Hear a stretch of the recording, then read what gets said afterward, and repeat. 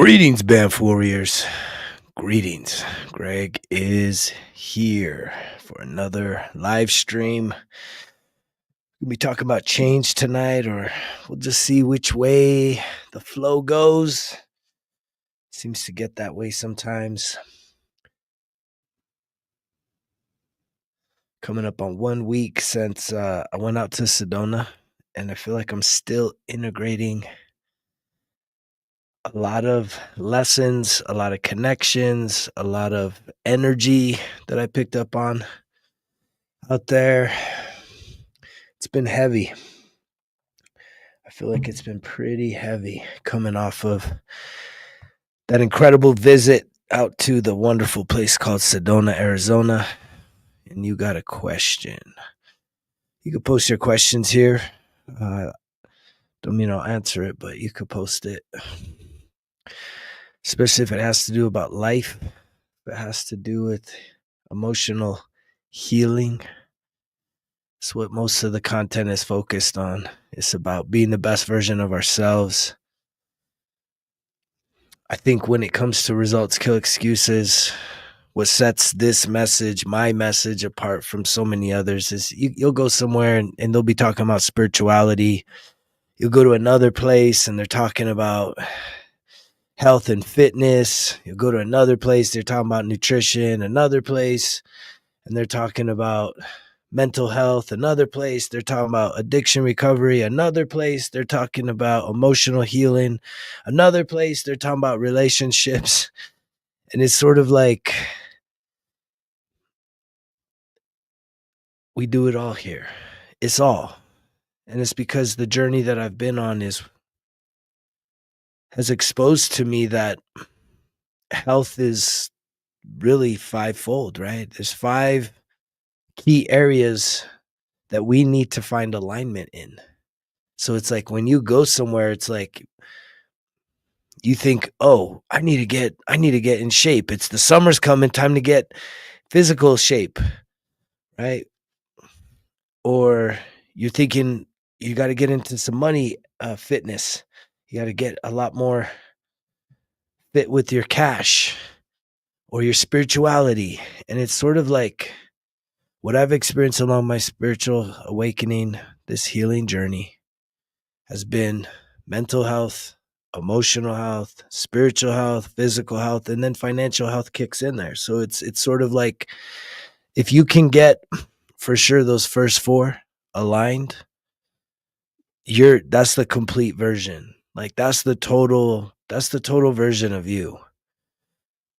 Unfortunately, there's still a lot of influencers, experts that put emphasis on what I would call one-dimensional health, which is physical health, spiritual health, right? Mental health, relationship health. And it's sort of like if you want to improve any of those, for me, right? What I've experienced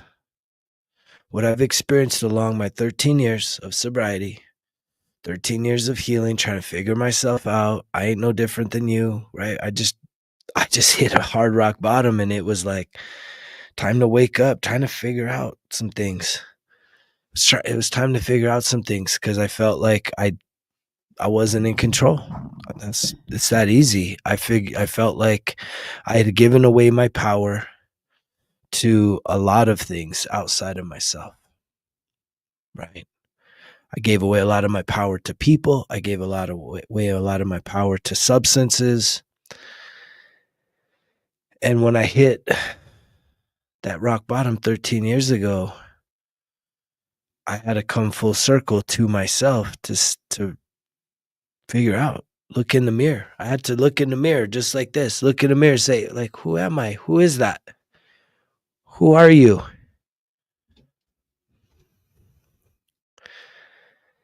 And it was in that moment, which will be a part of tonight's conversation, it got me thinking about is change, right? What type of change would you want? It's been super dry here. I live in northern New Mexico. I feel like A lot of people think northern New Mexico and they might think a desert scape, which it's a high desert. I think right here within a 60-mile radius, there's probably about 5 different ski resorts. So a lot of people don't always think of that when they think of like New Mexico. They kind of want to think about it like it's Arizona, but I'm probably at 8,000 feet right now.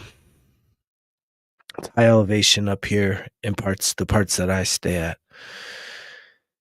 And yet it was so beautiful this evening that there was finally a rainstorm. A rainstorm happened tonight, and it was so refreshing. And it kind of made me think about what areas of my life do I need to refresh in? What areas of my life needs cleansing? Cleansing, right? Isn't that what rain does? It brings about like a cleansing effect. It did. It felt so good just being outside like that. Good evening, Husta and Adam. Got a lot of people in the house right now. It's great. And yet it takes a lot. It takes a lot of courage to look in the mirror and reflect upon yourself, upon your life, to be like, without just beating yourself up, but to do it in a way where it's like, you know what? There's some things I need to change, right? I'm not proud of this person I see in the mirror. I'm not happy with this person I see in the mirror. I don't like this person I see in the mirror, right? Like, I'm disappointed in this person I see in the mirror. Can anybody get to that kind of honesty with yourself without beating yourself up into the ground? Because you're already doing that. I mean, more times than not, that's what a lot of people, you're already doing that. You're stuck in that vicious cycle of just so down and out and living in a pity party that you almost feel like you can't change something. And it's like you can change anything. But there's a test. Do you want to test? Right. Does anybody want to test to know how open you are to change? Right. How open are you to change? I used to be very closed off to change. Very closed off. I was very much in my box. I used to say I'm outside. I live outside the box, but even that was in a box, right? It was my box, but yet we're creatures of habit. So trying new things is funny. I could tell you it's kind of a sad story. Because it's regrettable. I remember when I was married, my ex now, had made a decision that we were going to change our diet. We're going to change our diet. She made the decision on her own. She felt like it was the best decision for us, which, a lot of ego there, a lot of pride, something I'm still dealing with, right? I can still see my ego show up from time to time. Not as potent and powerful, but man, it can still push people away or reject things and just being closed off. And so she made a decision. She's like, look, we're switching our diet. And I'm like, she came home and I had that attitude, to hell we are, or that one song, hell to the nah, to the nah, to the nah, nah, nah, hell to the nah. Like, we ain't changing. What are you talking about? We ain't changing. We're not changing none of that. Right. And it was all economical, where it was like, okay, wait. So she's like, well, if you don't want to change, that's fine. But she like split the family apart. Well, me and my daughter are gonna change, and then you and my son can stay the same or whatever. And I don't know. I felt so threatened by it that literally she brought all this shit home, and I was like so rejecting of it. I literally threw it out. I threw the stuff out. I was pissed off. I'm like, nah, we didn't have a discussion about this, right? I didn't like it. that it wasn't discussed, that I literally just I threw the stuff out. Only to have that very the nutrition that she was trying to switch. I don't know, maybe that was 10 years ago, right? I ended up switching on my own 5 years ago, right? Can you relate to that? Where sometimes the very thing you need is the very thing you reject. You say, no, I don't want that. I don't want it. But you know it's what you need. And it's a lot of stubbornness. It's pride, right? That's lower vibrational chart. Pride is right there, right? Pride. But it's also fearful. It's really interesting how we do that. I remember when I was in a lot of depression, I was feeling really depressed once I had lost my business, my home, my whole livelihood after the 2008, 2009 economic collapse. And prior to that, I had always been an athlete in the military, very great shape. I took my physique and my physicality very seriously. And then that happened, and I was all depressed and down and sad with my tail between my legs. And guess what? The one thing that had probably given me an edge, the one thing that had kept me at a high level of performance and a clarity of mind was my athletic ability, was consistency in the gym, working out, exercising. And again, well, I threw it out, right? I said, I don't need this anymore. I'm going to just eat my feelings. Right? Which was probably, 5 years after that, which was probably when my now ex had said, man, this guy needs to switch his diet. He's going to die. I thought I was going to die in my sleep. Right. I definitely, at one time, I had the CPAP for sleep apnea, which I don't have anymore because I lost all the weight. I started taking care of myself, switching up the nutrition, making the changes, right? That's what it's really about.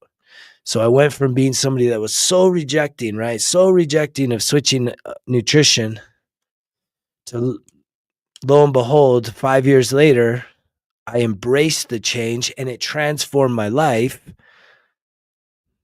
which literally probably around the time that my ex was trying to get me to switch my nutrition, the VA had given me a nutritionist. I mean, they were sending me, I was in my 30s, and they were sending me cans of the Ensure, man. That's like shit you give like 70-year-olds. I remember my grandma drinking that shit when she was like in her 70s, and they were sending it to me in my 30s. I was almost thinking it was their design, right? They were like, man, the sooner we could get this guy to be unalived, the better.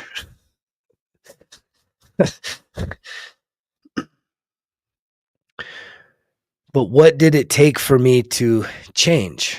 What did it take? What did it take? It wasn't my rock bottom. My rock bottoms got me to change my chemical dependency, right? I said, all right, no more, no more, no more drinking, man. I'm done with that. I'm done with the partying. I'm done with the drinking. So I kicked that to the curb.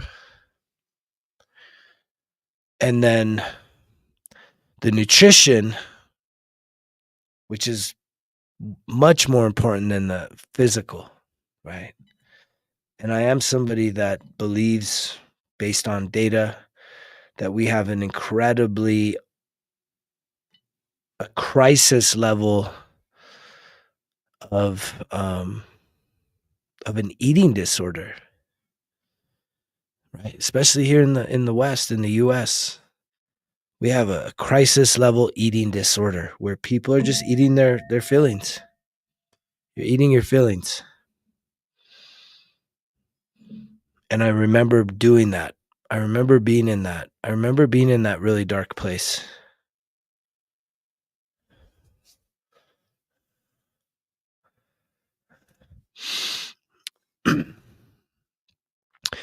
And I talk a lot about growth mindset, making changes. And a lot of, I don't know if a lot of people have the ability.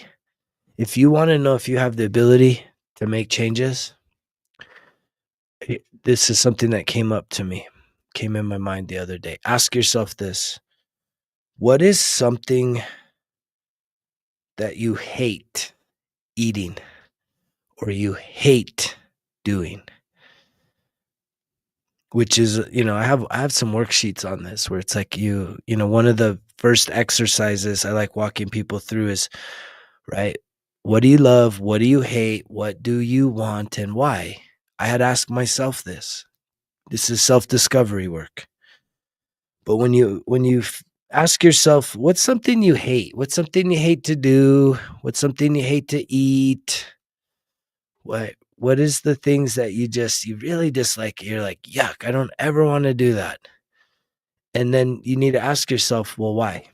Because I believe your capacity to change is actually directly connected to your ability to embrace the things that you do not like and do them as if you do.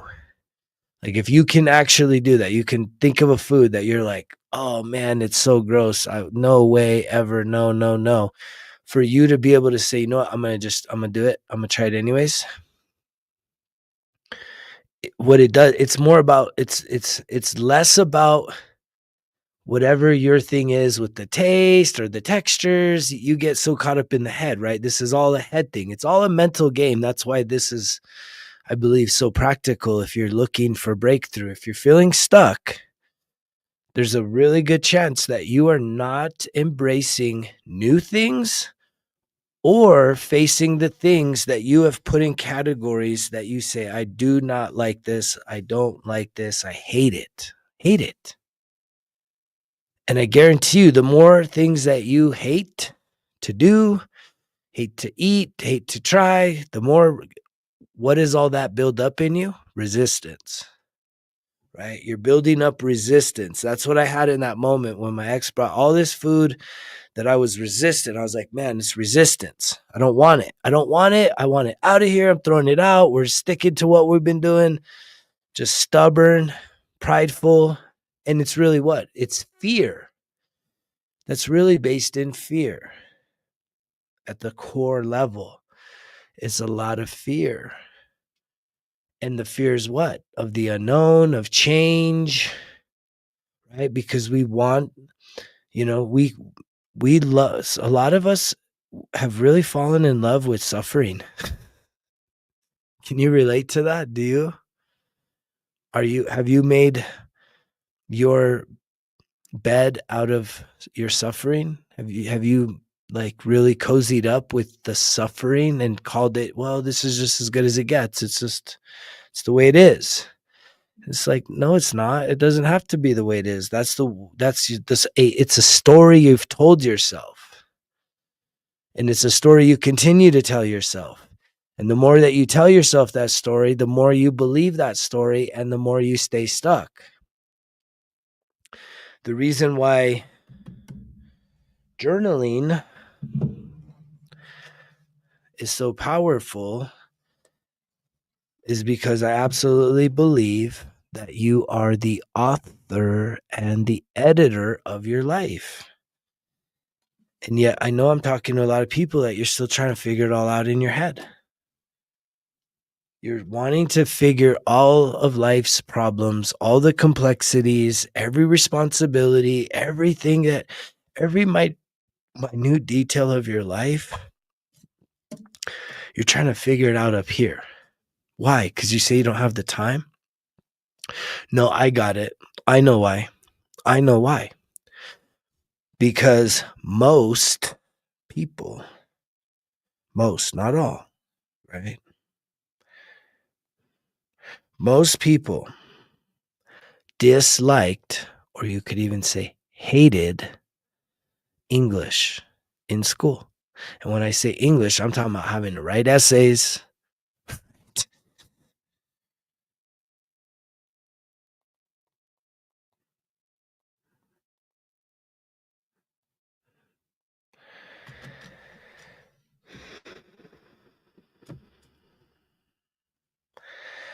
And I just looked this up because this stuff pops up in my head real time. I just asked, what is the percentage of people that hate writing? This says the exact number varies, but some reports indicate that a large percentage of students, even up to 75%, may struggle with writing at a basic level, right? And the thing about it is I just, again, this is a part of my spiritual gift, right? A lot of people have clairaudience where they hear things, clairvoyant, you see things. I have some of those gifts too, but the greatest gift I have is the knowledge, claircognizance, to where it's like, I'm just talking right now, and these things are, everything is coming together like a puzzle for me when I talk, especially about things like where it's like, okay, it makes sense. Most people, 75% probably, hated writing. And yet, just like something so simple as breathing, very powerful, very effective for healing, guess what else is? Writing. Writing. I know people that were able to kick their nicotine habit by doing breath work. Because the thing, if you think about it, it's like you're doing it. You're stressed. There's a stress there. It's a trigger, right? It's like it's a coping mechanism, just like anything. When you're feeling anxious and stressed, right? And that's like a real check-in. What's going on underneath the surface right now? What's underneath your hood? Not how are you feeling by hearing this message, which sometimes it's very uncomfortable. This is a hard pill to swallow. This was like a real big pill to swallow, bigger than those horse pills. Because it's truth, and it's a mirror, and it's a light. And those things are scary. But you think, and I can just tell you, I wasn't the biggest fan of writing, and yet I had a growth mindset because I was motivated to heal. There was something inside of me that says, there's something more to this. I don't want to feel this way anymore. And guess what? I know deep down in my heart that that I am willing to do whatever it takes to get the results. That's where this whole thing was born out of. Results kill excuses. My excuses for far too long, right, held me back, kept me stuck, playing small, being a victim, acting helpless and hopeless. And it took me hitting that rock bottom to flip that script. And I use that word specifically, flip the script, because as I was saying earlier, most people, you're telling yourself a story that is actually holding you back. You believe something about yourself, and it's primarily rooted in the past, right? That you're still thinking and relating to who you are right now, which is you're defining yourself by the past versus refinement. We need to use our past experiences to refine us into the gold, transformation. Or you stay stuck. You stay stuck in the past because you're continuing to tell yourself a story. Well, I can promise you that most stories are written down, right? And so you are the author and you are the editor of your story. And I'm somebody that I struggled. I struggled in school with writing essays and all that. I would have been a kid nowadays. Man, I would have freaking been badass at using that chat GBT, right? And not using it in a way where it's like, I don't know what to write. Write my thing for me. No, I would have used it in a pretty creative way, but it was just at the end of the day, like I didn't like it enough that I would have at least tried to master using that to not have to do the work. But I struggled through it. And I'm grateful that even by doing that, it didn't cause me to shut down. And I know a lot of people, adults my age, younger, 30s, 40s, and beyond, that school, getting through 12th grade, you checked out. You shut down. You said, "Oh man, I don't have to do that no more. I'm done." And so maybe you didn't continue on into higher levels of education, but you also just checked out your curiosity for learning new things. You've shut down, you've closed off. This is the whole process. Healing is reversing the closed offness at every level of your being. That's what healing is. Healing is clearing blockages and reopening yourself. And you see that in the energetic chart. When you are in the bottom half of the chart, right?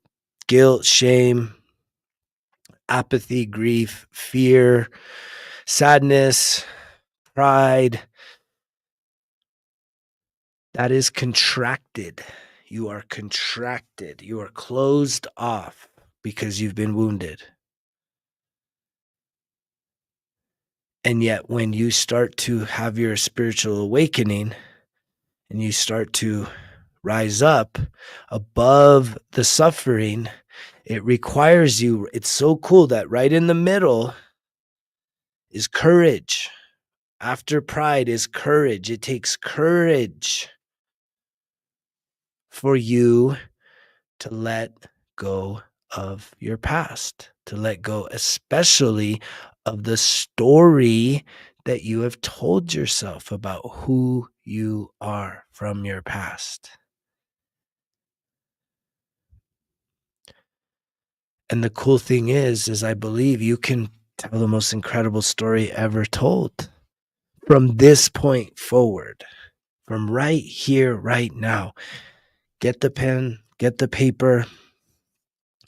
And it starts in the most basic ways, you know. I put out the Results Kill Excuses 1% Better Everyday Journal to start the the, the rehabilitation of your writing skills, right? If you're somebody that just can't write paragraphs and just doesn't see yourself just writing 2 pages worth of journal entries a day, or even just 1 page, the 1% Better Everyday Journal, right, will definitely make it a lot more simple, a lot more interactive and fun, but it's just as effective because it gets you starting writing something down, even if it's just the basics, things you're grateful for, things that you love, some quick reflections on what you're doing good, what you can do better. Thank you so much, Lucky.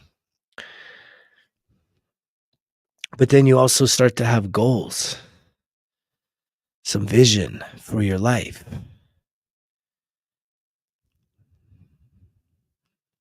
And I think that a lot of us, I know the youth, when I was teaching 4th and 5th grade, the kids that I was teaching, they didn't like reading. Like they really had a hard time reading, you know. And so for me to have them read a story, right? Even if it was like let's just say I was teaching 4th and 5th grade, I would probably be having them read like 2nd grade level. That's kind of how it was. But even then, for them to read a story and then write about it, that was painful. That was hard to get them to do that. But you know, it was equally as hard is when I would tell them, okay, well, I would give them a free writing exercise, almost like journaling, right? Journaling's like free writing. And so I would put up on the dry erase board, I would give them a scenario where they could use their imagination. But guess what? A lot of these kids had a hard time tapping into their imagination because everything digital right now is so stimulating that it's like I don't think you imagine. I think it's all just like this real fast input where there's not a lot of, I think imagination is a lot slower. Like I remember being outside as a kid, playing outside in the dirt and playing with action figures and all kind of make believe stuff. I mean, that was a part of my childhood, being outside, make believe, and I think that that's a lot more slow and organic, calm, right? Creative, tapping into creative. You got to figure these kids nowadays, all this digital, it's like even us, right? We got a 5-second fucking attention span right now because it's like do. You could scroll through 100 fucking things on these feeds, right? And it's like next thing you know, an hour's gone, 2 hours is gone.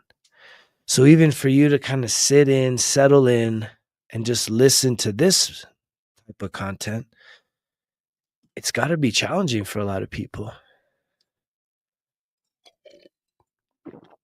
Primarily because most people want to be distracted, even if it's subconsciously. But secondly, it's like we want that stimulation, right? We want the quick stimulation. Like, tell me everything you know in 5 fucking seconds.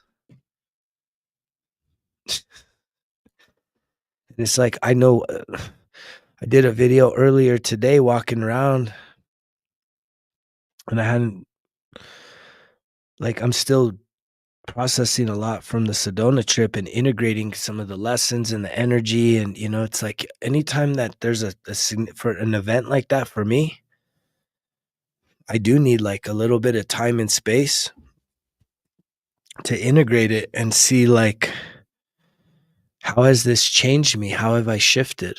Because I wake up every single day looking to become better than who I was yesterday, 1%. But sometimes when you have an event like that, it's not just a 1% every day. It's maybe 10, maybe it's 50, right? And so it's taking the time to figure that out. And a lot of people, I think, are very challenged by that because you want everything to be so fast. Like, we want the transformation to happen now. We want the spiritual awakening to happen by tomorrow morning when you wake up. You want the love of your life to show up right now, tomorrow, this weekend. And it's just one of the biggest tests that I've been moving through spiritually has been allowing myself to align with divine timing and allow for divine timing to unfold in my life. And what is that test? That tests my patience. It tests my ability to stay grounded and centered on myself, to stay focused on the next step and not be overwhelmed by the results not showing up yet. And yet it takes consistency. It takes commitment. Even when you're not seeing results. But you know that you're headed in the right direction. You know that you're going down the right path. I was having that reflection earlier to where it's like, I've been on this journey 13 years, and I think 3 years ago, right, I could have probably pulled up. I could have probably eased up, said, I think I'm pretty good. But then I kept going. And then maybe a year ago, right, I could have probably said, I'm pretty good. I'm pretty good right now. And I kept going. And then maybe like 6 months ago, I could have said, I'm probably pretty good. What do I need to keep doing this for? What do I need to keep doing all these things? Like, do I really need to continue doing all this stuff, or can I just enjoy everything? And yeah, I kept going. And the thing that I've realized along this path is we're creatures of habits. We need the redundancy.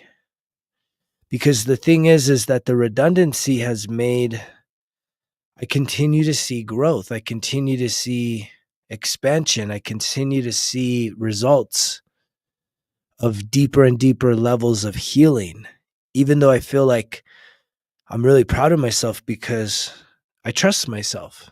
I know myself. I can see myself with clear eyes. I know where I'm strong and I know where I'm not so strong. And I focus in on the areas where I'm not so strong. And I magnify those and I really zoom into that because I kind of have that mentality of you're only as strong as your weakest link. And a lot of people want to circumvent that and just say, oh, I'm just going to play to my strengths. But at some point, the strengths, can you be strong all the time? I don't think so. Right?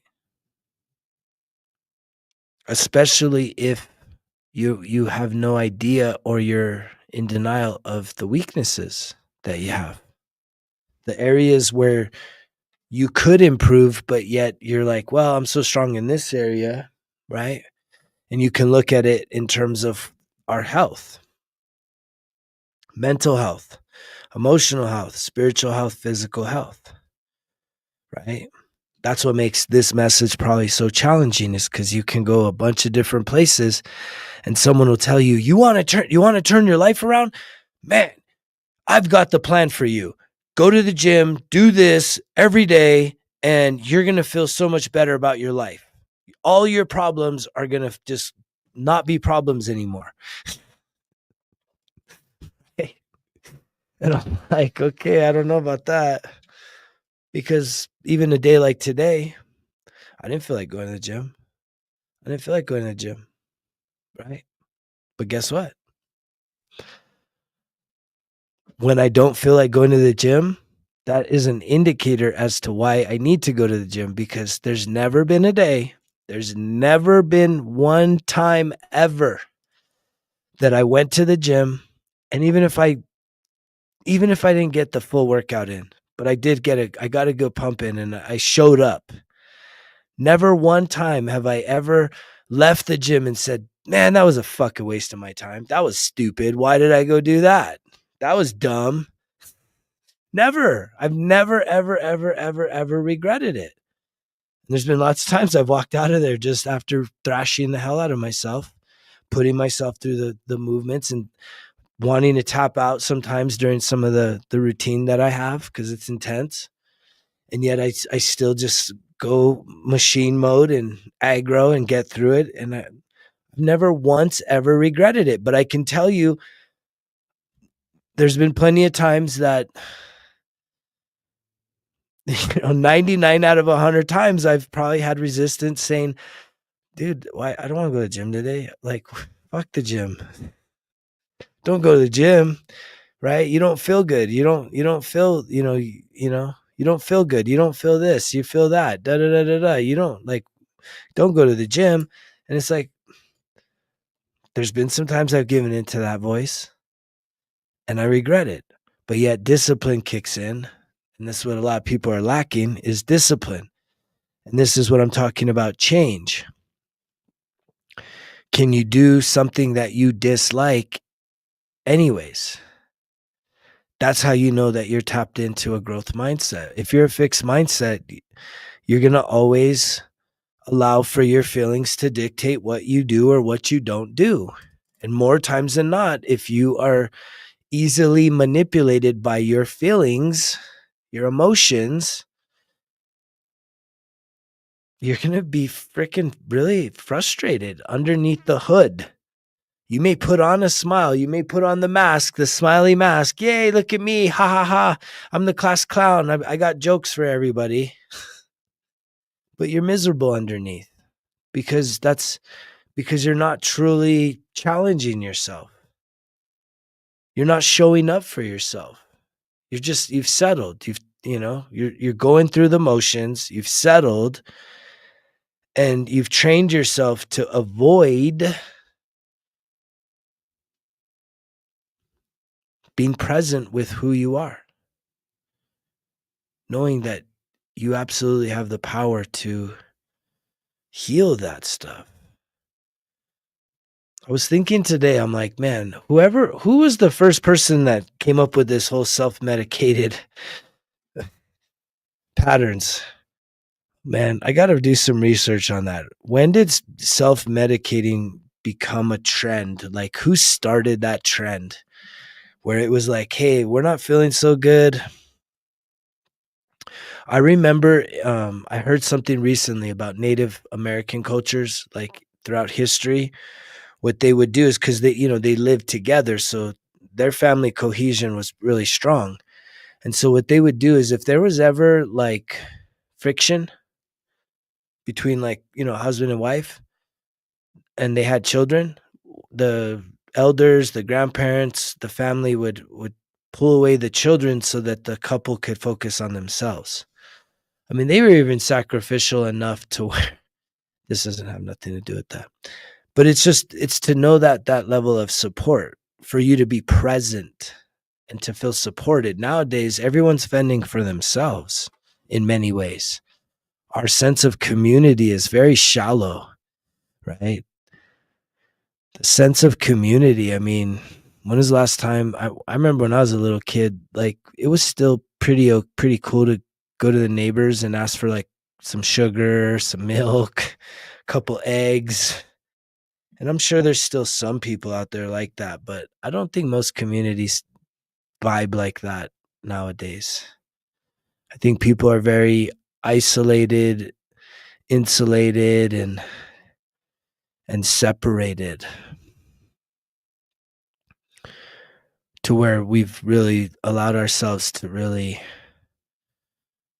disassociate ourselves with the people that we live closest to, which to me comes up as a reflection of abandoning yourself, disassociating with yourself. And the way that probably shows up in most of your lives is you're telling yourself stories about yourself that aren't truly applicable in the now. It's a story that keeps you in victim mode. It's a story that keeps you in an identity from your past. And there's something about it that I think a lot of people just need to have to continue telling themselves it. And why is that? I don't know. Is it just the fact that a lot of people don't realize how powerful they are? That you could actually literally start to rewrite your story and actually tell the greatest story ever told, right? But again, 75% of people hate writing. And here comes this guy with like everything we're doing. It's back to the old school, man. Write that shit down. Write it down. There's something that happens in your brain chemically that when you actually write it down, your brain says, oh, wow, this is really important. I have to pay special attention to this. And when you talk about the aspects of healing that require you to reprogram your subconscious beliefs, I can guarantee you writing things down is going to help facilitate a lot of that. It's not the end all solution, which does make this process challenging because most people, you have very short attention spans. And so when someone's telling you, hey, quick and easy way, you'll feel so much better about yourself and the love of your life will show up by the end of this video. Just do these 3 steps. And it's like, fuck. If that shit really worked, we'd all fucking have the love of our lives. And the saddest thing is the love of your life should be the person that is looking back at you when you look in the mirror. That should be the love of your life. That's the person that you are doing life with 100% of the time. Everyone else is temporary. There's no attachments, right? There's no appendages. No one's attached to me. Emotionally, yes, we attach ourselves. And again, that's based on what? It's based on a story. Your need for someone else is based on a story that if you don't have somebody in your life, right, you're unlovable. Something's wrong with you. You're not good enough. You're going to be alone for the rest of your life. And so that's why a lot of people get desperate and try and force things. And it's just like the thing that needs the most time and attention right now is for you to figure out yourself. Truly figure out yourself. Start to peel off the masks. And if you're someone that's at a starting point of this healing journey, spiritual awakening, which I believe every person's being given an opportunity, right? There's a lot of people out there that just have their heads dug in the sand like an ostrich, and they just don't want to hear it. They don't want nothing to do with the truth. And that's painful, huh? It's painful when you're in so denial of you're just like, I don't want the truth. No, no, like that little kid, you know? Do you have where does that memory come from? Maybe I used to be the one doing it. I don't know. Where someone's trying to show you something, or maybe it was a game we would play. Someone would try to show you something, and you'd be like, "No, no, no, I don't want to see it. No, no." You'd like they were trying to show you something, and you would just do everything you could to like avoid seeing it. And it's like that's where a lot of people are right now. It's like the truth is there. It's here. If you hear it, if you can open up your heart and your mind, and I should say, if you can clear your mind, right? If you can clear your mind, then you will have an opportunity to open up your heart. That is actually it right there. Clear your mind, and you will have an opportunity to open up your heart. Well, how do you open up your heart? The conference I was at this past weekend in Sedona, there was a lot of conversation about like just let your heart open, like saying it, but that doesn't open up your heart. Right, just telling yourself, oh, okay, I want to be open hearted, let me open. It's a good affirmation because it is, again, it's an affirmation for it. But if you want to like actually have your heart, your energy and your chakra and your heart actually reopen, there's a lot of work to be done to get there.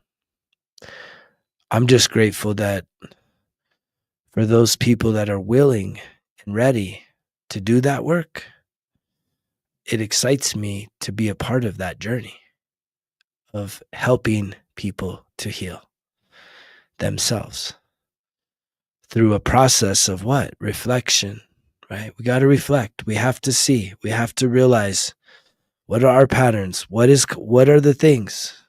That alone takes a lot of courage, right? A lot of people just don't show me. I don't want to see my past. Inner child, I'm not a little kid no more. And then yet if you were to follow a lot of people around with a camera, you would see the tantrums, you would see the sarcasm, like just the childish, immature behavior. And you'd be like, oh yeah, there's that little kid right there. Right.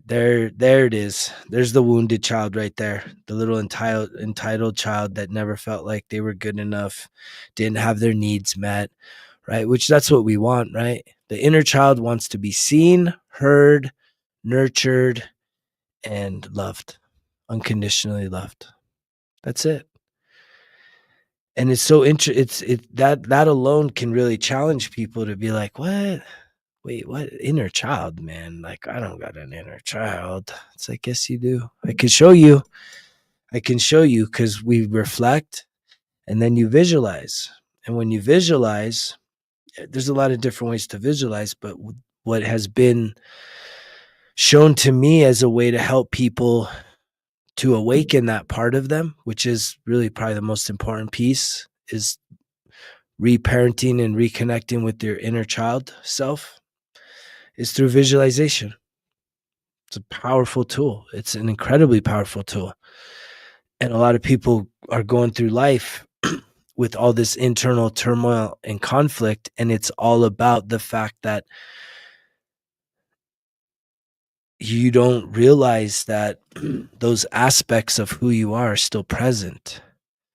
And that's the wounding. The wounding is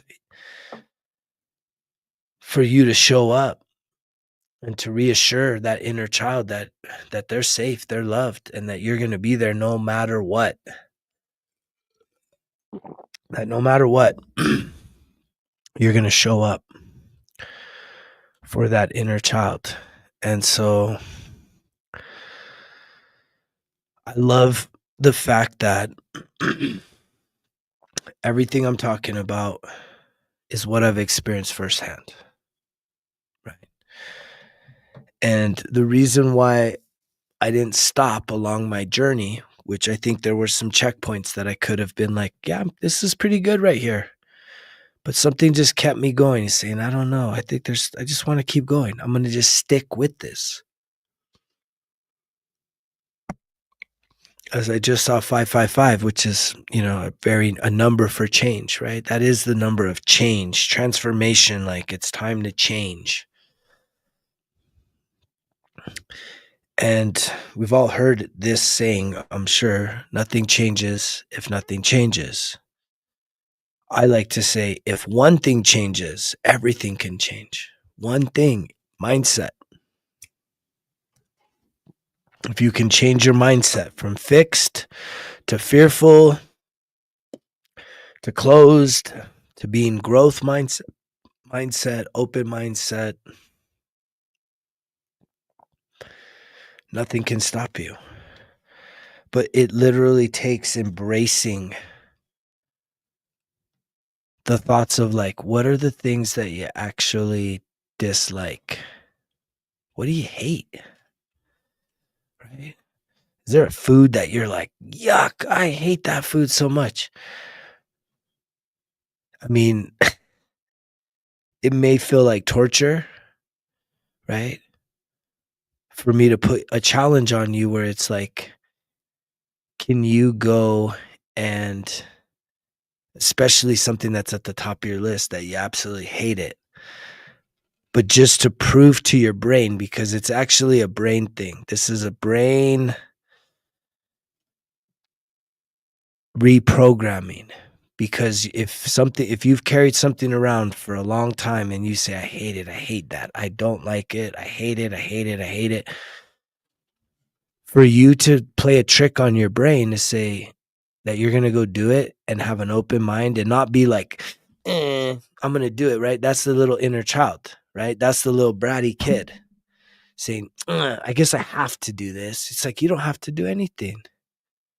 You don't have to do anything. That's another closed mindset comment. It's like, you don't have to. We say this all the time. I have to. Oh, I'm in a hurry. I have to go do this. I have to go do that. You don't have to do any of that. Let it all fall away. Let it all fall apart. Oh, I can't do that. I'm too responsible. Well, being responsible and being miserable, I don't know. If what you call responsible is a byproduct of being miserable, again, I think there's some things to change. And I think you need to realize that you can change it. But it starts with having a shifted mindset, an open mindset, growth mindset, to be able to say like, okay, if there's something that you actually hate, and I would write that list out, right? If you want to do a journaling exercise, I have a worksheet for this, but it's sort of like if you just draw 4 boxes on a piece of paper, right? Draw a line down the middle and then cut the paper in half, draw a line down the middle. And in the top left, what do you love? In the top right, what do you hate? On the bottom, what do you want? And then on the bottom right, why?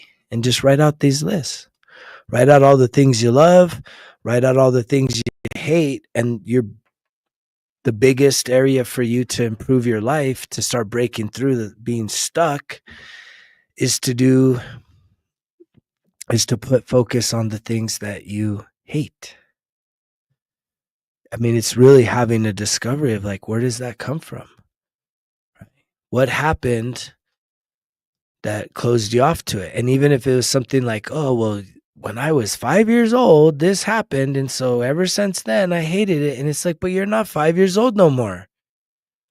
Just 'cause something bad happened when you're 5 years old, that doesn't mean that it's something that you should never, ever, ever, ever, ever, ever, ever, ever do forever, ever." But again, that's protectionism, right? That's your way of protecting yourself. That's survival. And yet, how do you know? How do you know? How do you know? Again, I threw out all this really healthy food because I was just so filled with pride. "I don't want that. You didn't approve this with me." It was more of that, right? I was more angry and pissed off because we didn't have a conversation about it, but I would have still been closed off. I knew I would have still been closed off to it. But lo and behold, 5 years later, I'm like fucking loving that type. Like, I switched my whole entire nutrition after throwing a freaking tantrum 5 years earlier. That's some humble pie that a lot of people need to swallow. And if you could be mature enough to see that in yourself, that it's like the very thing you resist is probably the very thing that you need in your life. And for you to at least try it. I have so many examples of that, which is another kind of ism of results kill excuses, which is trying new things every day, every week, every month, like constantly, constantly. If you get in the 1% Better Everyday Journal, I think I talk about it a lot in there. Trying new things, getting uncomfortable, doing these workshops, right? It was a little over 4 months ago that I really started to lock in and say, man, I'm going to do this breath work every day just to see what happens. And again, another complete transformation in my life to where now I'm like, oh yeah, Breath of Life, Healing Circle starts this Sunday. I laugh at that because it's just like, I didn't plan this. This stuff I didn't plan, but because I kept going, what I think is happening is that not only am I reinforcing the things I've learned and the growth that I've experienced along this path, but I'm also receiving downloads as to how to help other people along their path more efficiently. To put together all of these different, what I would like, if I was to make an analogy of like a meal, right? It's like I've been given all these ingredients, and the best ingredients I can put together and create a meal that is going to be able to help other people. Right. And it's not going to be a quick fix. It's not going to be like wave the magic wand, say the prayer, go under the water, just like something fast. But I can tell you that I do believe it is in the best interest of all the universe for the humans, people on this planet Earth to heal once and for all, not to just be in a perpetual state of suffering and also to not just be in a slow drip. Well, just little by little, we'll see what happens. Feeling a little better this year. I don't know. Right? You could feel your best every single day. Does that mean that every day is smooth? No. Some of the best days that I've experienced aren't the days that I'm just filled with the most, you know, endorphins and just feeling like so in love with everything. It's like some of the best days are the ones that are the character building days, the days that I don't get, that it doesn't bend to my will, that I feel the resistance and I have to push past it and come out the other side and I feel pretty fucking accomplished. I mean, the last 2 weeks, man, really put me to the test. And yet I'm grateful that I have the ability, which is really, I have the tools and I have the experience to stay present and to continue to allow myself to be refined into a better version of myself. Little by little, each and every day. Some days there's big spurts. Some days I don't even know if we can get to 1% some days. But it's still moving in a positive direction. That's the thing. There's no 0 days. I'm going to repeat that. There's no 0 days in my life. And I bet you can't say the same. Most people are okay with the 0 days where they did 0 to improve their life. And they're actually in the deficit because you're doing things that you know is not beneficial for you. It's not helping you. And yet, how are you going to change that story? What needs to shift inside of you for you to start embracing some new habits, some new experiences, and see? Maybe it's something you've tried in the past. I think for a lot of people, there's so much resistance about therapy, right? Fucking therapy. I don't need that shit. It's like, psh.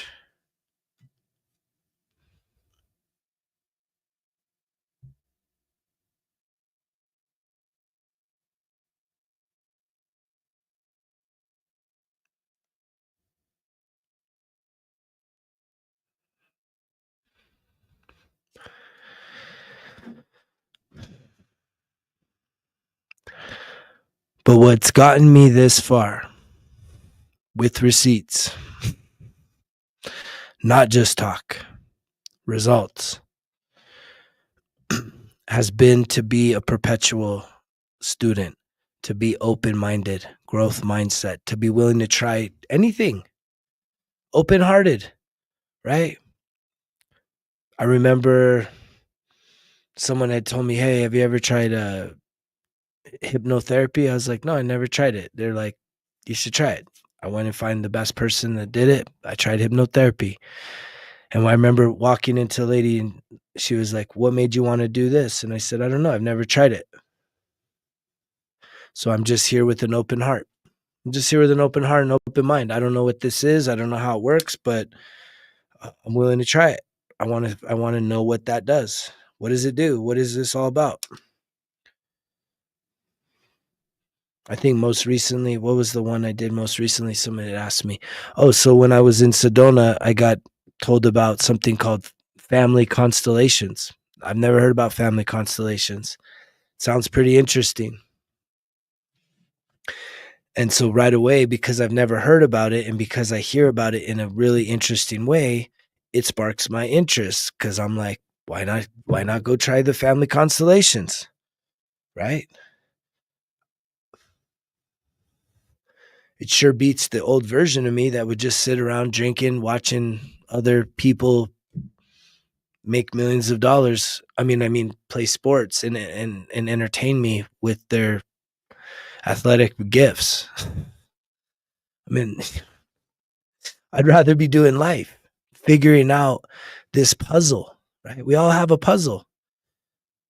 You have a puzzle and you're not missing any pieces. You have all the pieces there. You're just not even willing to stop and put it together, to just sit with yourself and really try and figure out how all of these pieces can be put back together. I mean, I'm somebody that completely used to identify as a broken man. I remember the first serious relationship I got into after divorce. Um, it's like we kind of both fell in love really, really fast. And most of you probably know how that ends or not. I don't know. But I remember telling this woman, I was like, "You need to know, I'm a broken man." And she's like, "Oh, I don't care." I mean, I think what she was probably thinking, she's like, "Don't worry, I'll fix you." I mean, that's probably what she was thinking when I said that. I'm like, "I'm just letting you know, I used to identify, right? Disabled veteran. I'm broken. I'm all broken, I'm all broken." And yet I think she took that as like a challenge. Like she might have thought, "Whoa, this guy's really honest about with himself." Maybe I could fix him. That's probably what she's thinking. I think she was thinking that she could fix me. And in a weird way, she helped me to fix myself, because the heartbreak coming off of that absolutely led to, and I define that whole relationship as being a catalyst for my real next level transformation. Because what it led to is I had to see that I had a pattern.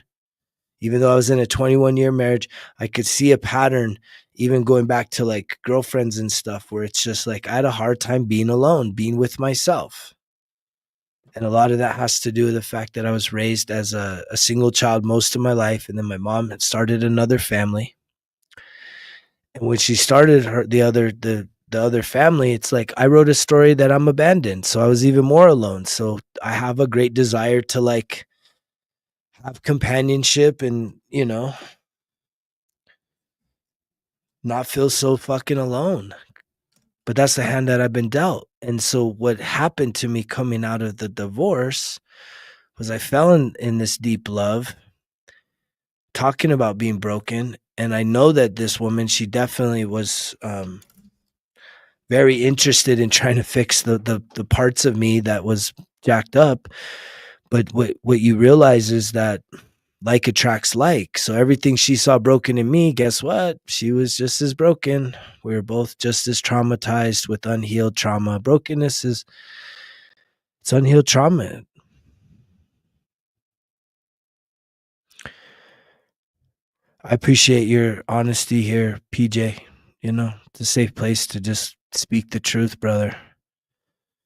I can relate to what you're saying. I'm grateful, you know, that you're able to catch up with a message like this at 28, man. I mean, I wish I could have been here. I wish this guy could have been there for the 28-year-old version of me, man. I could have saved myself a lot of fucking heartache, man.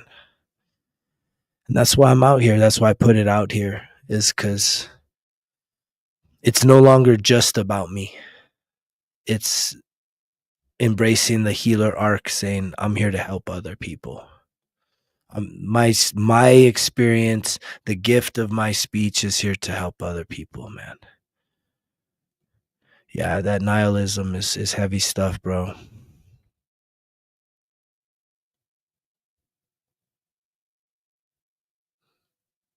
That's good. I mean, it's good that you have some focus. Just remember, I don't know how new or how long you've been hearing my message, but even the gym is only one dimensional, right? The stocks, money, one dimensional, right? And you need to be the full and complete version of yourself, man or woman, right? There's 4 aspects to health, and it has to be in alignment. And that's mental health, emotional health, spiritual health, and physical health. Then the financial shit kicks in. Number 1 is mental, though, right? Because your thoughts are going to create your reality.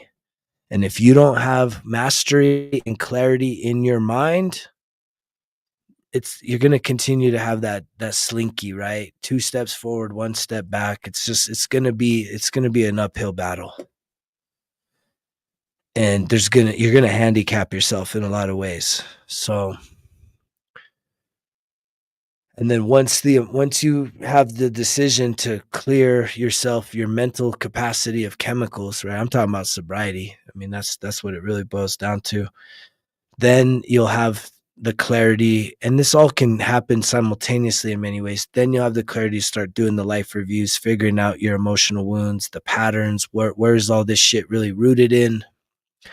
So once you can face, but it takes clarity of mind to face those things, because these are painful things.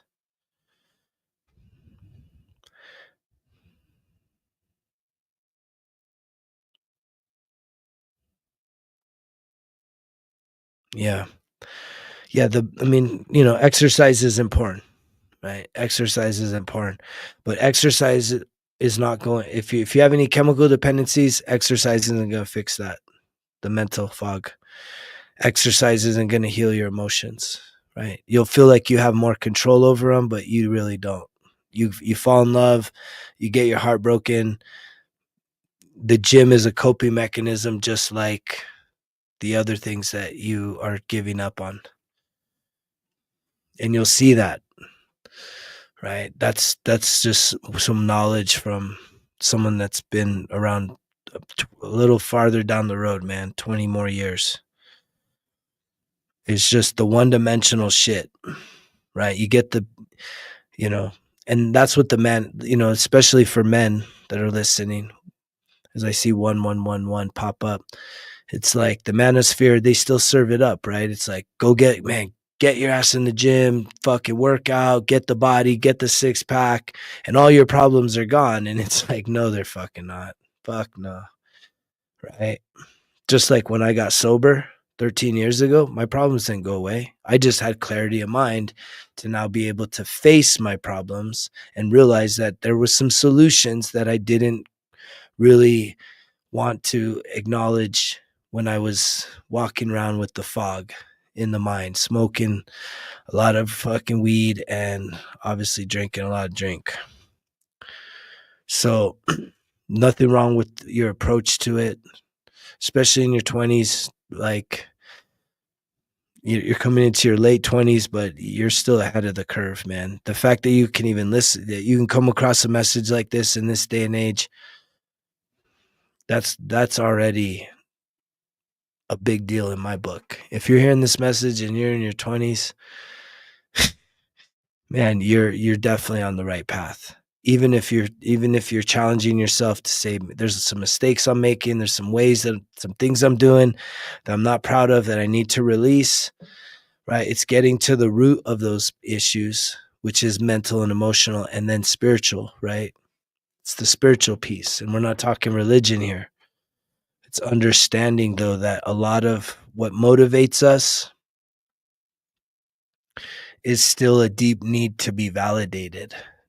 For someone to think, wow, look at you, you're so awesome, right? Needing that versus doing it because it's in your heart. It's flowing from you, like you're following your alignment and your truth versus doing something so that the people around you will think, wow, you're so awesome, you did great.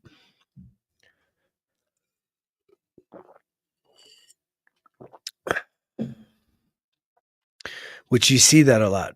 A lot of people, a lot of men, especially with daddy wounds, they're very successful because they use that pain and abandonment to build something because they want praise.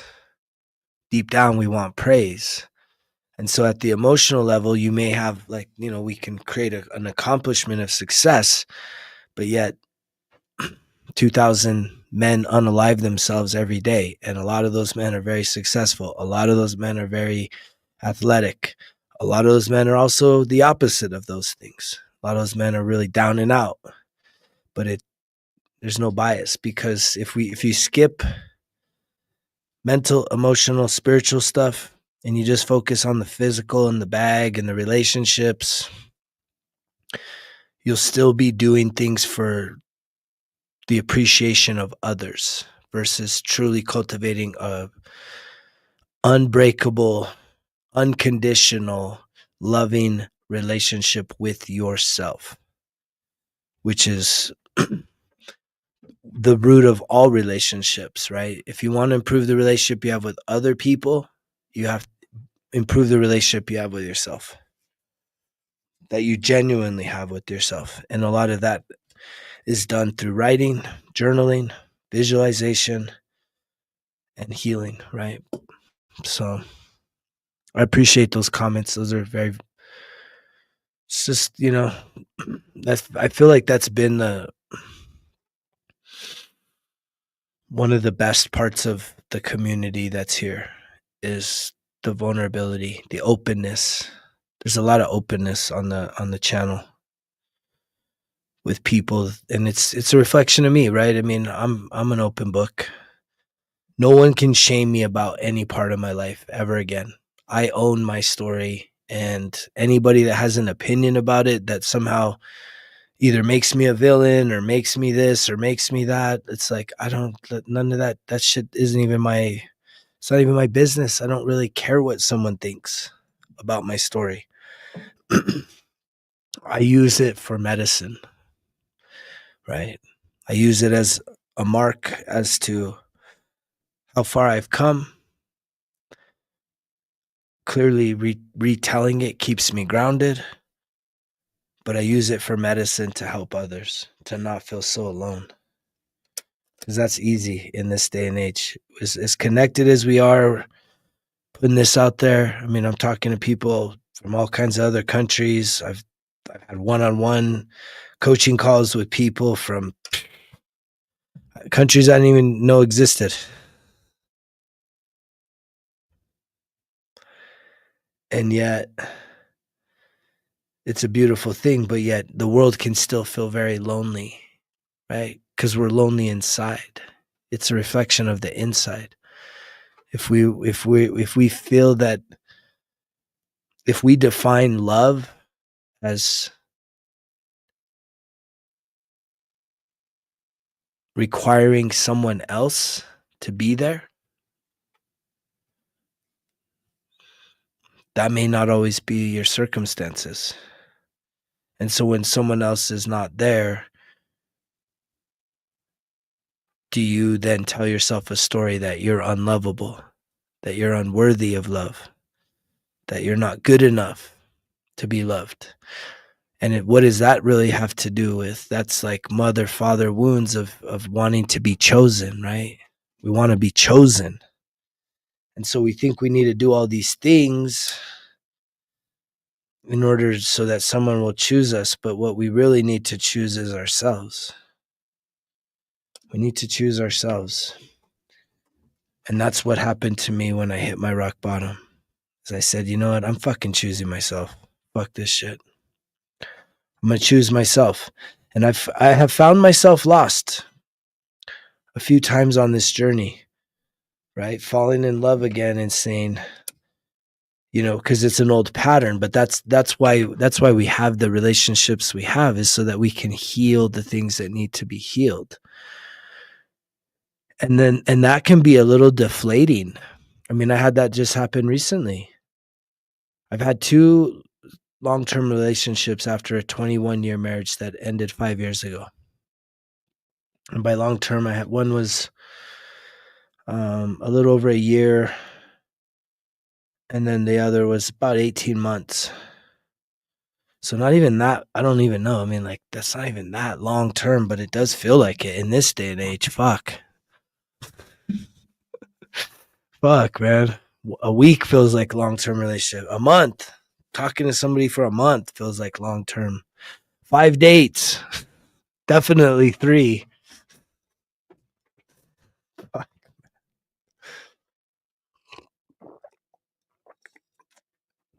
But the crazy thing is that you can do all the healing work when you're in your season of singularity. Like, I've done so much, right? Just continuous. And then boom, you meet somebody and there's like chemistry and connection, and you're like, wow, this may be the person. And you get into the relationship, and then what you realize is that, fuck, there's still work to be done, because when you're doing the work just on your own, you don't have that sounding board. You're not seeing that reflection in how you are going to show up. And every connection, if you're on a growth path, is going to bring something different out of you. And so when you can be honest with yourself and realize that it's not about perfection,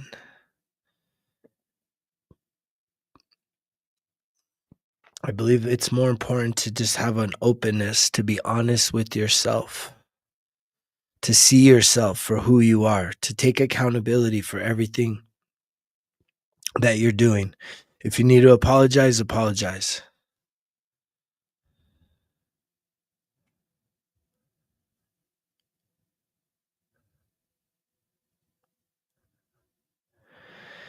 Yeah, that's a tough one, Anna Marie. They always say that gut feeling is probably not wrong. They always say that gut feeling. That's an intuition hit right there. They say that intuition, especially when it's in the gut, you know, it's a tough thing. It's a really tough thing, man, this relationship things, because here's something I believe, like there's some people, right? Karmic relationships. Do y'all know what karmic relationships are? So karmic relationships are definitely like soul level relationships that you meet somebody not by accident, but you all meet together so that you can heal some deep shit inside of you. And it only comes out through the activation of this other person. And usually in a karmic relationship, it's not gonna last, right? You're gonna learn the lessons that you need to learn. And then if you're in at least a growth mindset and have an awareness of spiritual awakening, there's going to be a separation and you can do the reflections. A lot of this stuff is in the 1% Better Everyday Journal, is creating that daily habit, which you could do even after a relationship or just every day, which is to like say, what did you do good in the relationship and what could you have done better? Having honest assessments.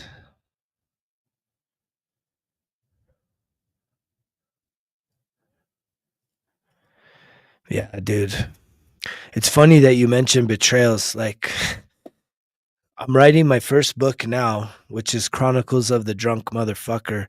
But I had a vision today that I was gonna write my second book. I think is gonna be all about betrayals. I've been betrayed, dude, in every fucking way possible, man. I've been left for dead, bro. I mean, and this motherfucker's hard to kill, but I have been betrayed in every freaking possible way. Right. And I don't hold no resentment towards anybody.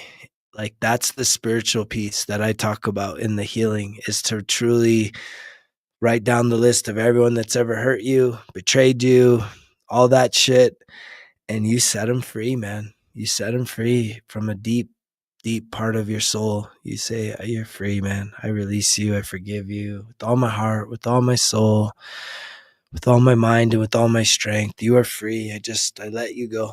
Be free. Just be free." But yeah, betrayal's a tough one, man. I've been so freaking betrayed. I don't understand why I had to be betrayed so much in this life. There's such a pattern there. So much betrayal, man. So much. How my heart's even open right now, how I'm not just literally just so filled with anger and hatred and just, I mean, I could have gone a whole nother way because of all the betrayal. I could have gone such a whole other way, man. You know, and I'm grateful that my heart just my heart didn't shut down, man. It didn't want to close off. It didn't want to shut down. I've just always just tried to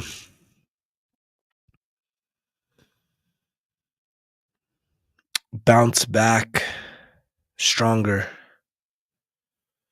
more loving, more caring, more kind, as opposed to being more bitter, more angry, more hateful, more resentful, more bitter.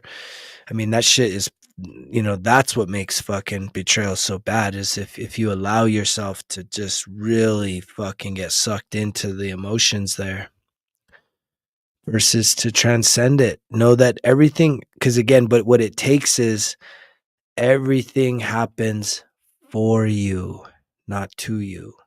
To you is a victim, right? It's kind of, why me?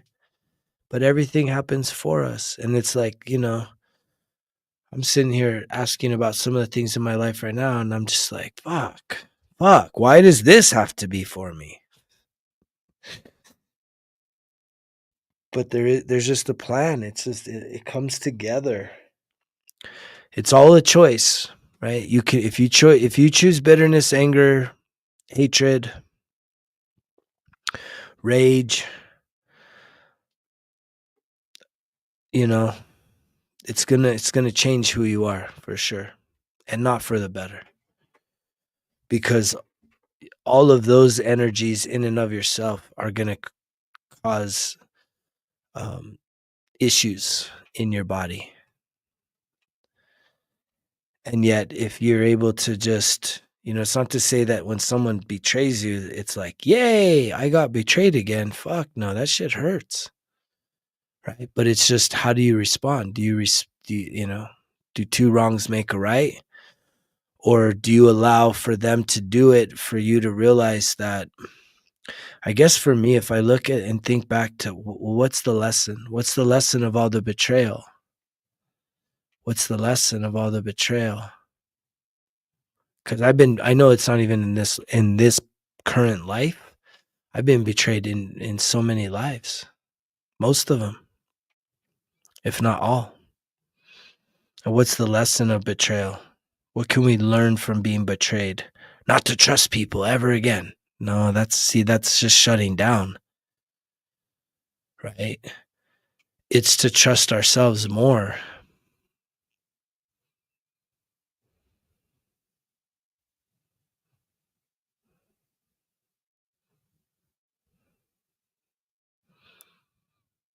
I think compassion comes up.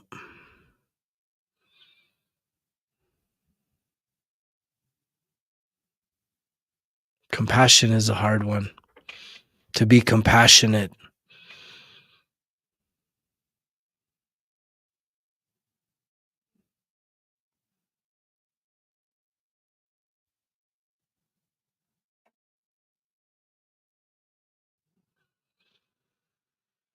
Yeah, to be filled with compassion.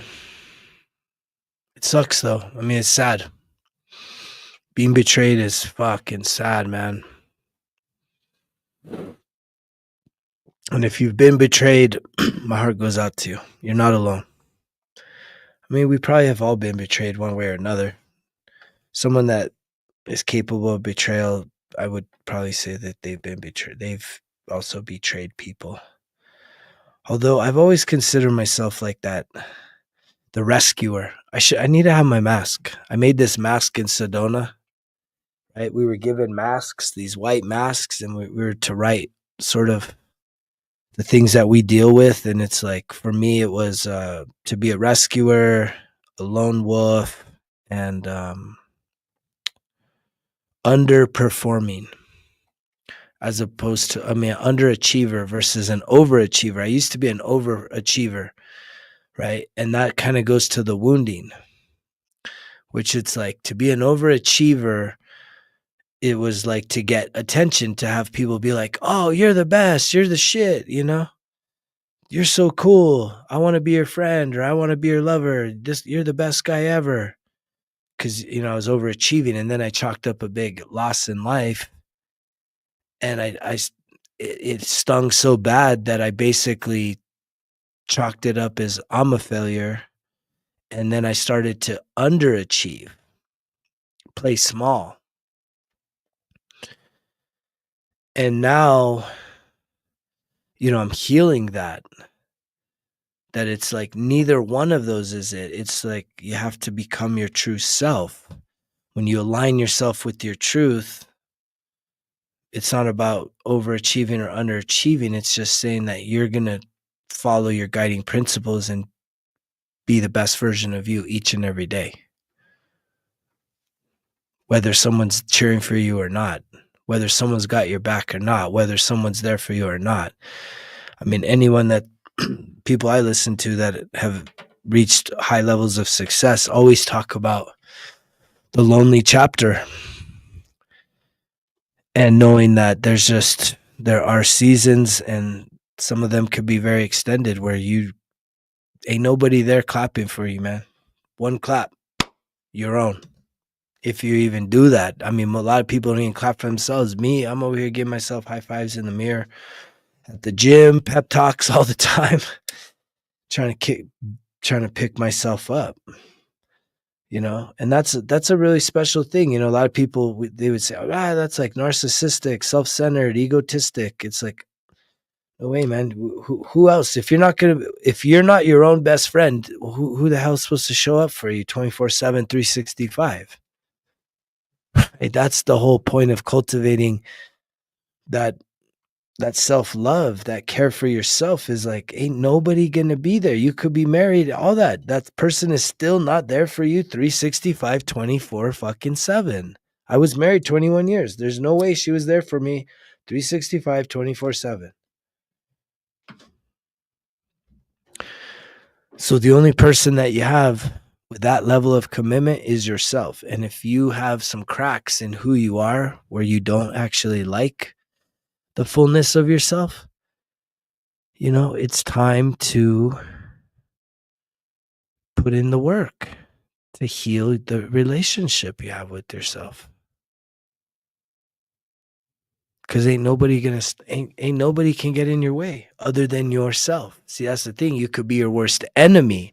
Most people are more comfortable being their worst enemies than being their best friends, being their biggest supporters. And we put that pressure on other people on the outside to support us. And it's like what I've learned throughout most of my life, there's a certain point where people are like, when you first come up with an idea, there's a lot of skepticism. Then you start doing the idea, right?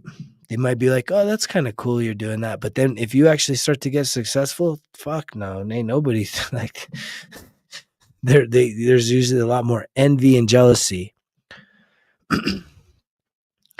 around that. And so at the end of the day, showing up for yourself is actually the biggest flex. When you're fully showing up for yourself, taking care of yourself, right, you become bulletproof. Doesn't matter what someone else thinks, what someone else says. You're following your own guiding principle. And at some point you'll attract people around you that will see that in you, and because it's something that they have inside of them. So it allows you to help activate each other along this journey. And that's a beautiful thing. I think that's gonna probably do it for tonight. I want you guys to give yourself some permission to look at what areas of your life can be refreshed. Think about a dry desert land, and then there's just like this beautiful storm that shows up and drops all this moisture, and it's like it refreshes, it cleanses. As I just saw 333, what area of your life could use some cleansing, some refreshment? For most of us, it's the mind. Then it's probably our environments, right? By environments, I'm talking about our homes, right? There's areas that you can declutter, maybe release, do the spring cleaning thing, do the garage sales, whatever it is that you need to do. But allow yourself to cleanse, right? A lot of us, a really good cleanse, right, would be the refrigerator. For you to go in there, especially if there's just like stuff, condiments and things, for you to really go in there and do a deep cleaning on just your refrigerator, right? And starting to maybe look at some ways to maybe improve your nutrition by what you put back in there. To literally do an inventory, pull it out, spray it all down, clean it out, deep cleaning. I guarantee you, man, that alone would feel fresh. That would help you to feel more fresh. But again, for you to realize your capacity to change. And if you're someone that is very fixed minded and not willing to change, this message probably isn't for you yet. You're looking for more quick fixes. You're looking for, you know, magic tricks to bring about some kind of a change. And it's just like, I'm always going to put out a message that's going to require you to take some action in terms to get the results. If you're just here for listening, right, enjoy it. Enjoy what you're hearing. I hope you enjoy what you're hearing. Like the message, share the message. But if you want to get something out of this, this is what differentiates this message from, the old. I believe there's a shift, right, in terms of content creators and influencers. In the past, a lot of us were okay just being entertained, right? It was all the gags and the silly shit online. Ha ha ha, he, smashing shit and just gags, right? And I mean, that's still stuff's still there, but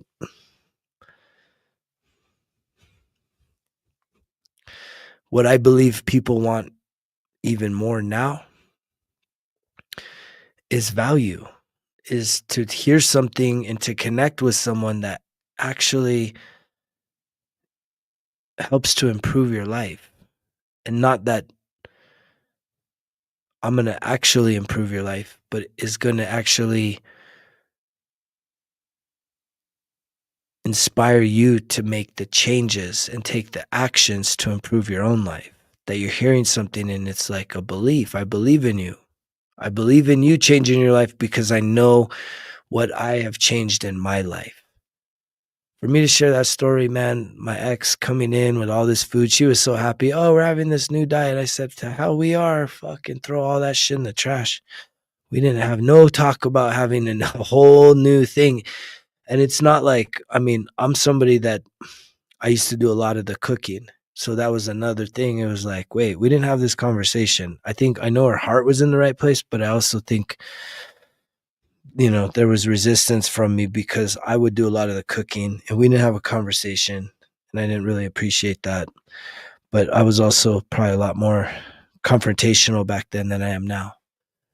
But I was also a lot more closed off. And I'm grateful that even in right now, I can share a story like that. And it doesn't bring about any shame with me, guilt over me. Some people hear that and be like, oh man. And they'll think that that's me now. And it's like, no, this was 10 years ago. 10 years ago. But allow for that to maybe be a reflection. Somebody probably will hear this and say like, yeah, where are you closed off? Where are you fixed in your mind to where you're not open to new things? And if I can share wisdom with you, throughout my life, the things that I was probably the most apprehensive about, resistance towards, were usually the things I needed the most to benefit me. And I don't know why we're like that, walking contradictions. Something that we absolutely need, we are like the most resistant to. I see 111 right now. So understand yourself. That's the self-discovery, right? If you want to leave your self-sabotage, self-destruct, self-abandonment, self-medicating patterns, step one after that is to start doing some self-discovery work. You can do that on the Results Kill Excuses app. You can definitely do it here in the 1% Better Everyday Journal. It's there in the store. Or if you would like some more one-on-one or even group connection, the Breath of Life Healing Circle starts May the 4th be with you, which is like the force, right? May the force be with you, the force. There's so much life in breath. I would invite you to join me. You can go to resultskillexcuses.com, click on the link there to get more information and sign up, show up, and see your life change. But again, it takes you saying you're ready to take action, not to just listen, but to do something different, to do something new. See what happens on the other side. And again, show up with an open mind. It's an open mind. If you have an open mind, you can definitely get an open heart. But if your mind is still skeptical and closed off and doubtful that anything's ever going to really ever change, it's never going to change. You're right. You're right. If you don't think anything's ever going to really change, I agree with you. You're right. It's never going to change for you. For me, I changed my attitude. I changed my mind. And guess what? Everything started to change. This is transformation. It's transformation. I have all the receipts. I've documented this journey for 13 years. All the receipts. Total transformation. Total transformation from the inside out. I didn't just change my body. I didn't just change my hair. I didn't just change the color of my beard. Transformation from the inside out. You can hear it in my voice. You can feel it in my energy. And how I carry myself. It's completely different. And I'm more powerful than I've ever been before. And I welcome you to learn how to do this for yourself. Join me. Breath of Life Healing Group, 1% Better Everyday Journal. And even if you want, I have a few slots open for one-on-one coaching. If you're interested in that type of medicine and accountability, reach out to me, greg@resultskillexcuses.com. I love you guys. Probably a pretty good chance I'll be back on here tomorrow. So thank you so much for those of you that listened and joined in. I will see you on the next one. I'm sending you lots of love, joy, and peace. You know the drill. Results kill excuses, because if it was easy, it wouldn't be worth it. Greg's out.